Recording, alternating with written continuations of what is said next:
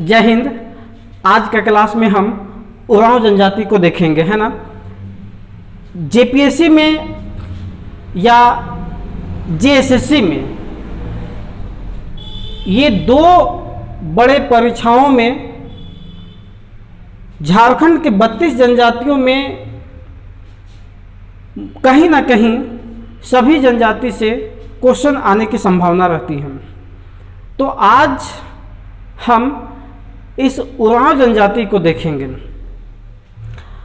झारखंड में कुल जो 32 जनजाति हैं उसमें से सबसे अधिक जनसंख्या वाली जनजाति जो है वो आपका क्या है, संथाल जनजाति है।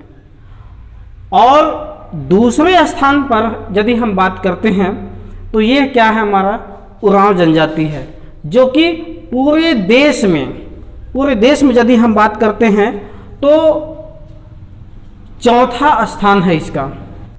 आपको एक बात समझ में आना चाहिए कि जो उरांव जनजाति है ये झारखंड में आने से पहले इसका जो निवास था वो दक्कन में था, है ना। कहाँ था? दक्कन में इसका निवास था। दक्कन से चल करके हमारे छोटा नागपुर का जो पठार है यहाँ पर इन्होंने आकर के बसा। और आज वर्तमान समय में ये बताया जाता है कि उरांव जनजाति का सबसे अधिक संकेंद्रण जो है वो कहाँ है? छोटा नागपुर का पठार। छोटा नागपुर का पठार, ये छोटा नागपुर के पठार में आज इसका सबसे अत्यधिक संकेंद्रण है। दोस्तों, अगर हम देखते हैं कि जनसंख्या परसेंट में झारखंड के जो 32 जनजाति है, इन 32 जनजातियों में अगर इसकी जनसंख्या हम देखते हैं तो कितना? 18% जनसंख्या ये आज हमारे झारखंड में निवास करती है। ये जनजातीय जनसंख्या का परसेंट है ना।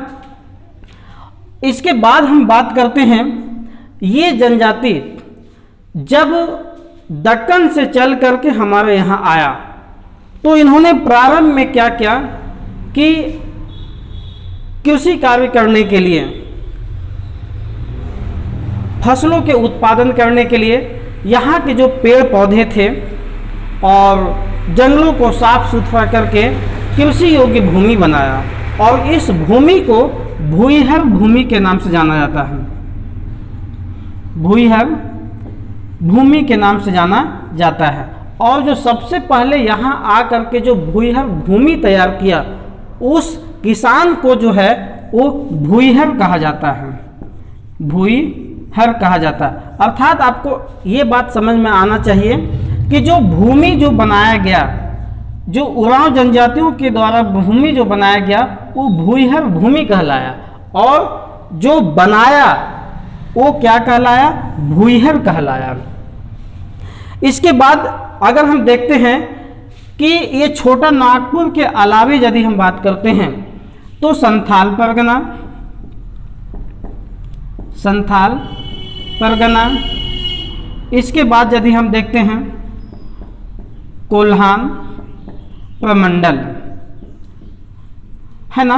ये छोटा नागपुर के पठार के अलावे इसका जो संकेंद्रण है वो संथाल परगना में और कोल्हान प्रमंडल में भी इसका संकेंद्रण देखा जाता है। लेकिन सबसे अधिक जो है वो कहाँ है? छोटा नागपुर का पठार में है। दोस्तों, आपको एक बात समझ में आना चाहिए कि जो कोल्हान प्रमंडल है वो झारखंड के जो वर्तमान समय में 5 प्रमंडल है, ये 5 प्रमंडलों में से सबसे नवीनतम प्रमंडल जो है वो कौन है? कोल्हान प्रमंडल। और तो और आपको एक बात और भी समझ में आना चाहिए कि कोल्हान प्रमंडल में कुल कितने जिलों की संख्या है ना। कोल्हान प्रमंडल में कुल कितने जिलों की संख्या है? तो यहाँ पर कोल्हान प्रमंडल में 3 जिले हैं, है ना। कहा जाता है पूर्वी सिंहभूम, पश्चिमी सिंहभूम और एक है सराय केला, खरसावां। तो ये कोल्हान प्रमंडल में 3 जिले हैं। कौन कौन? पूर्वी सिंहभूम, पश्चिमी सिंहभूम और ये सरायकेला खरसावां। तो उरांव जनजाति कहाँ कहाँ इसका सांग केंद्रन है? सबसे अधिक छोटा नागपुर के पठार में, उसके बाद संथाल परगना में, इसके बाद कोल्हान प्रमंडल में। और कोल्हान प्रमंडल में कितने जिले हैं? ये 3 जिले हैं, पूर्वी सिंहभूम, पश्चिमी सिंहभूम और सरायकेला खरसावां।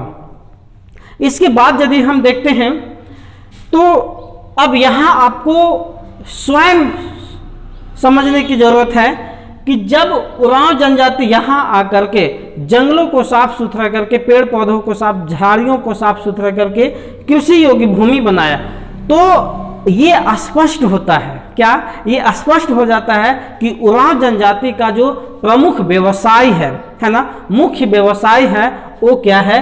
कृषि है। क्या है? कृषि है।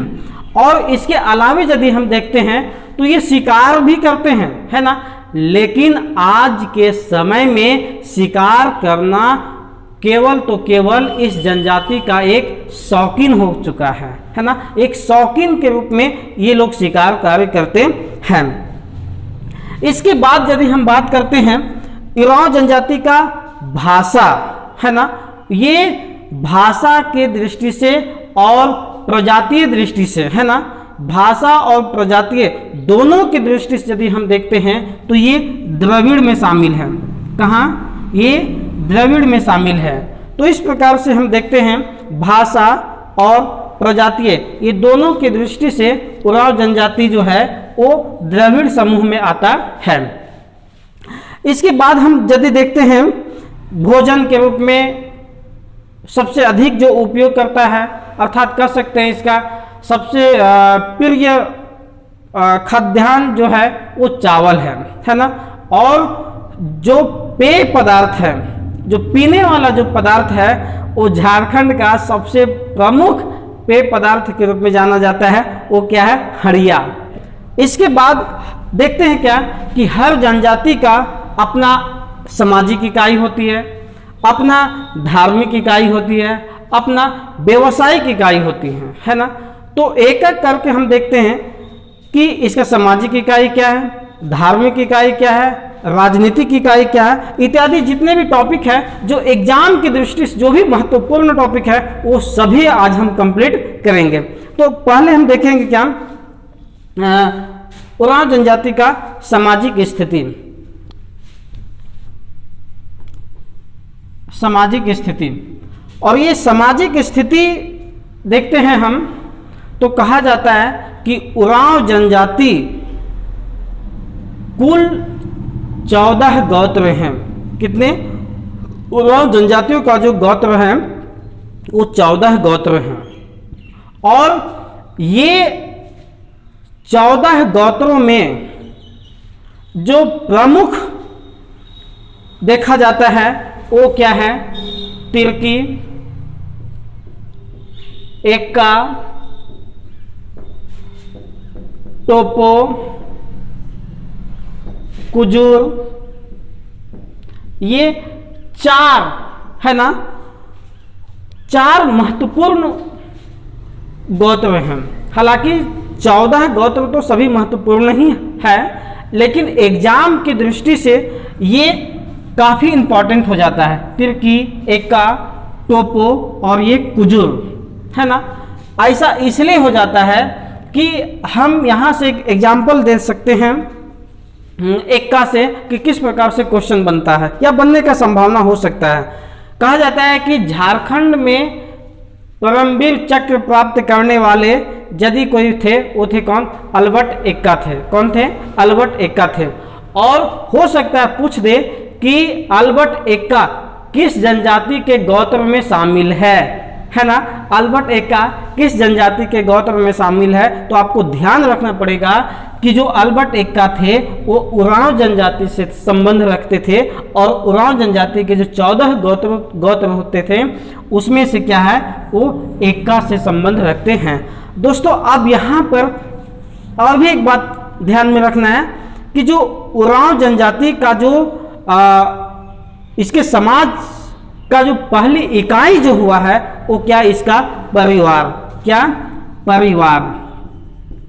ये इसकी समाज का पहली इकाई के नाम से जाना जाता है, कौन, परिवार होता है। इसके साथ यदि हम देखते हैं कि जो इसका जो समाज जो है वो पितृसत्तात्मक समाज है, क्या है, पितृसत्तात्मक समाज के रूप में जाना जाता है। और यहाँ अब समझ में आना चाहिए आपको कि जो सामाजिक स्थिति में जो विवाह प्रचलन है, विवाह प्रचलन कहा जाता है कि सहगोत्रीय विवाह क्या है, वर्जित है, क्या है, सहगोत्रीय विवाह बिल्कुल वर्जित है और बाल विवाह भी निषेध है ना। आज भी हमारे समाज में ये परंपरा जो है वो चलते ही आ रहा है। तो क्या है, सहगोत्रीय विवाह वर्जित है, सहगोत्रीय विवाह, सहगोत्रीय विवाह वर्जित है। इसके अलावे बाल विवाह, ये दोनों जो है सो बिल्कुल वर्जित है ना। अब देखते हैं कि सहगोत्रीय विवाह किस प्रकार से देखा जाता है। मान के चलते हैं कि हम उरांव जनजाति से ताल्लुकात रखते हैं और उरांव जनजाति में से हम एक्का से संबंध रखते हैं, है ना, एक्का गोत्र से संबंध रखते हैं। और यदि हमें विवाह करना हो तो क्या है कि हम कभी भी एक्का से ही विवाह नहीं कर सकते हैं, अर्थात इस गोत्र को छोड़ करके अन्य 13 गोत्रों में से किसी एक गोत्र से हम विवाह कर सकते हैं। यही कहलाता है क्या, सहगोत्रीय विवाह वर्जित है। मतलब कि एक गोत्र के लोग एक ही सेम गोत्र में विवाह नहीं कर सकते हैं। इसके बाद तो बाल विवाह तो निषेध है ही। अब आपको यहाँ पर समझ में आना चाहिए कि जो इसका विवाह है, जो सबसे प्रचलित विवाह है ना, जो सबसे अच्छा विवाह जिसको लोग मानते हैं वो है क्या, आयोजित विवाह। क्या है, आयोजित विवाह। ये उरांव जनजाति का सबसे प्रचलित विवाह के रूप में देखा जाता है, क्या, आयोजित विवाह, है ना। ये काफी इंपॉर्टेंट बन जाता है कि आपके क्वेश्चन में आ सकता है कि उरांव जनजाति का सबसे प्रचलित विवाह क्या है, वो क्या है, आयोजित विवाह। इसके अलावे यदि हम देखते हैं तो सेवा विवाह, एक होता है विनिमय विवाह। विनिमय विवाह, ये विनिमय विवाह कहने का मतलब क्या, अदला बदला, जिसको आज हमारे समाज में इसे एक अन्य नाम से भी जानते हैं, जिसको कहते हैं क्या, गोलट विवाह। क्या है, गोलट विवाह। तो इस प्रकार से हमने देखा यहाँ उरांव जनजाति का विवाह प्रथा। इसके बाद यदि हम देखते हैं ये उरांव जनजाति में एक जो युवा गृह का जो प्रचलन है ना दोस्तों, मैं पिछले वीडियो में ही बता चुका हूँ कि युवा गृह होता क्या है। संथाल जनजाति का युवा गृह अलग है, उरांव जनजाति का भी हम बताएंगे कि युवा गृह को क्या कहते हैं। मुंडा का युवा गृह अलग है, हो का अलग है। इस प्रकार से देखते हैं कि जितने भी जनजाति है लगभग सभी जनजातियों का अलग अलग युवा गृह के रूप में देखा जाता है। तो उरांव जनजाति का जो युवा गृह है उसे कहते हैं क्या, घुमकुरिया।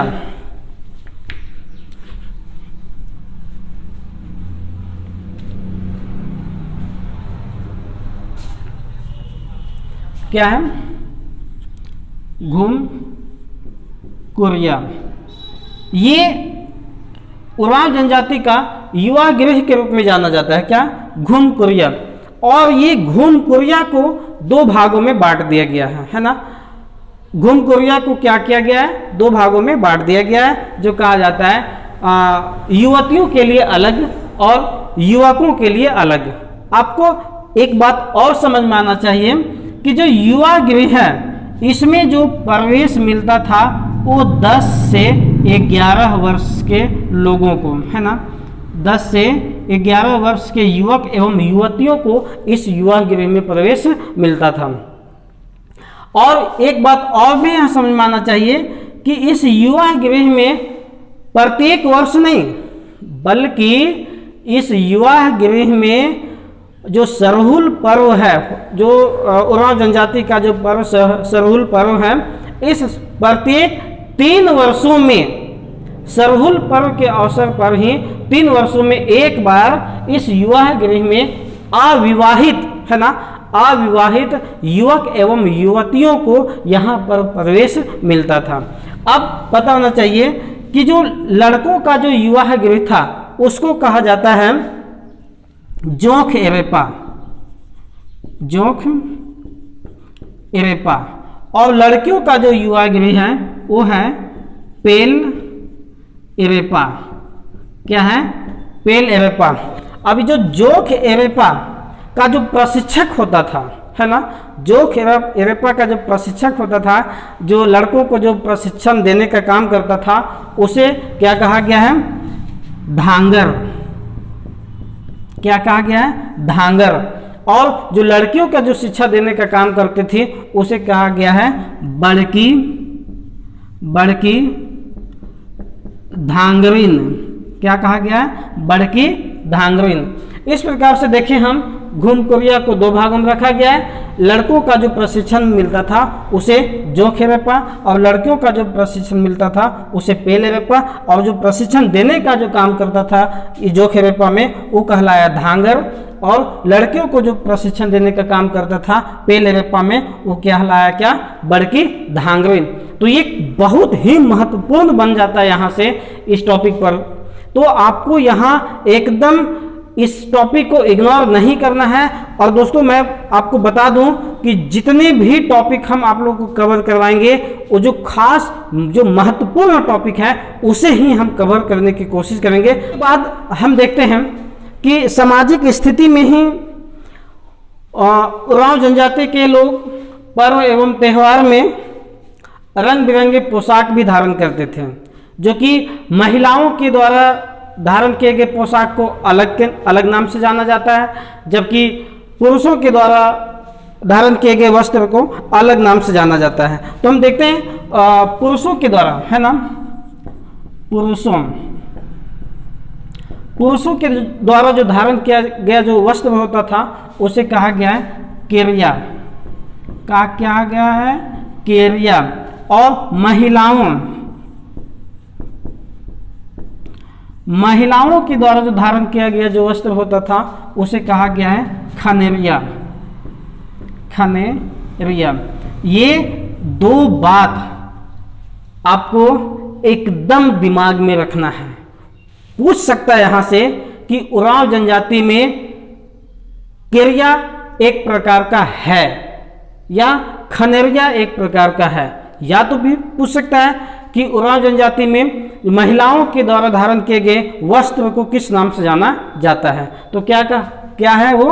खनेरिया। तो ये 2 टॉपिक को आपको विशेष रूप से ध्यान में रख लेना है। इसके बाद हम देखते हैं उरांव जनजाति में जो पर्व एवं त्यौहार हैं, है ना, हर जनजाति में पर्व त्यौहार है, लेकिन मूल रूप से अगर सामूहिक रूप से देखा जाता है तो सरहुल जो है वो झारखंड की जनजातियों का सबसे प्रमुख त्यौहार है। तो यहाँ भी क्या है? कर्मा हो गया, सरहुल हो गया, इत्यादि जो है वो महत्वपूर्ण पर्व एवं त्यौहार के रूप में जाना जाता है।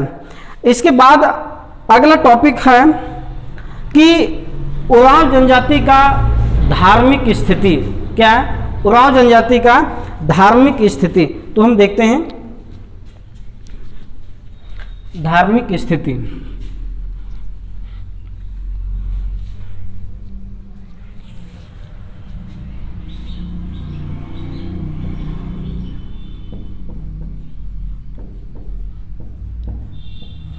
सबसे पहले हम बात करते हैं कि उरांव जनजाति में जो धार्मिक प्रधान हुआ है ना, जो पूजा पाठ करने का जो काम करता था वो कहलाया क्या? पाहन। क्या कहलाया है? पाहन, है ना। ये आपको ध्यान में रखना है। हो पूछेगा आपसे सवाल कि उरांव जनजाति के धार्मिक प्रधान को किस नाम से जाना जाता है, तो क्या है? वो पाहन है। ओके। इसके बाद देखते हैं कि उरांव जनजाति का जो सबसे प्रमुख जो देवता है वो है धर्मेश। क्या है? धर्मेश। ये बड़ा ही महत्वपूर्ण है। है ना, उरांव जनजाति का प्रमुख देवता कौन है? वो है धर्मेश। अब क्या है, इस धर्मेश को उरांव जनजाति के लोग क्या पता है, इसे क्या मानते हैं? उरांव जनजाति के लोग इस धर्मेश को सूर्य का प्रतीक मानता है। क्या मानता है? सूर्य का प्रतीक। सूर्य का प्रतीक, ये उरांव जनजाति के लोग धर्मेश को सूर्य का प्रतीक मानते हैं, है ना। इसके अलावा यदि हम देखते हैं यहाँ पर उरांव जनजाति का अन्य भी देवता हुए, जैसे कहा जाता है पहाड़ों का देवता। पहाड़ों का देवता, ये पहाड़ों का देवता जो है उसे कहा गया है मरांग बुरु। क्या है? मरांग बुरु। ये पहाड़ों का देवता है ना। कौन? मरांग बुरु जो है वो पहाड़ों का देवता के रूप में जाना जाता है। इसके बाद यदि हम देखते हैं ग्राम देवता। क्या है? ग्राम देवता। ग्राम देवता, और ये ग्राम देवता को जो है वो ठाकुर देव कहलाया, है ना। आपसे सवाल करेगा कि उरांव जनजाति का जो ग्राम देवता है उसे किस नाम से जाना जाता है? तो क्या है वो? ठाकुर देव के नाम से जाना जाता है। इसके बाद एक और देवता का नाम हम बताएंगे, वो है कुल देवता। क्या है? कुल देवता। कुल देवता, और कुल देवता के रूप में पूर्व जात्मा। तो इस प्रकार से देखें हम कि जो मूल रूप से जो काफ़ी इम्पोर्टेंट है उसी टॉपिक को हमने कवर किया है, आलतू फालतू हमने कवर करने की कोशिश नहीं किया है। उरांव जनजाति में पहाड़ों के देवता को किस नाम से जाना गया है? मरांग बुरु। ग्राम देवता को किस नाम से जाना गया है?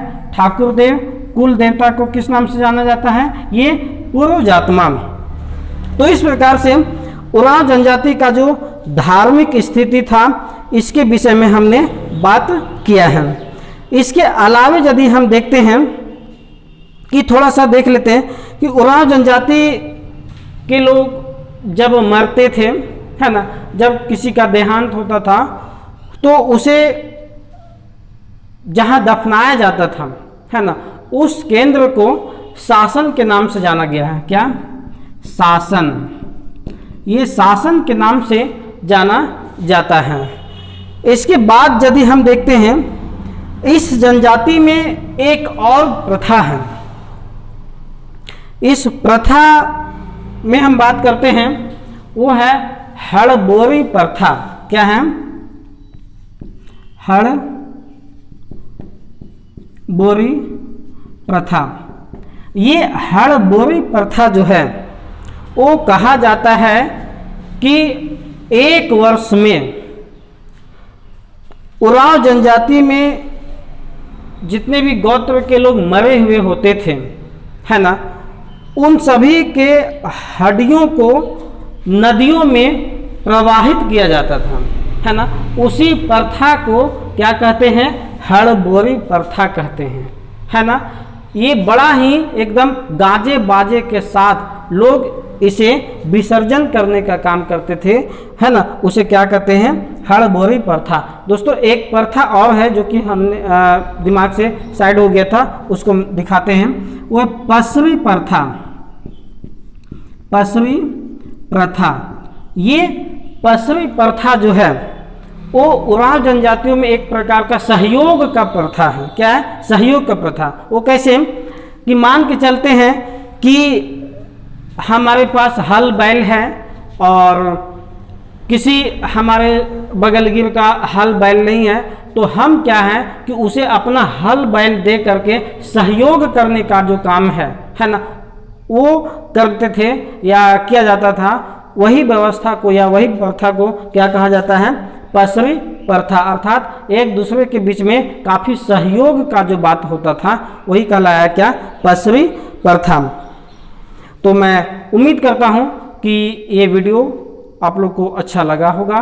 और मैं फिर से कहूँगा कि मैं एकदम एवरीडे एक वीडियो डालूँगा, और जेपीएससी और जेएसएससी मैं दोनों के सिलेबस को देखते हुए पूरे कोर्स को हम कंप्लीट करेंगे, है ना।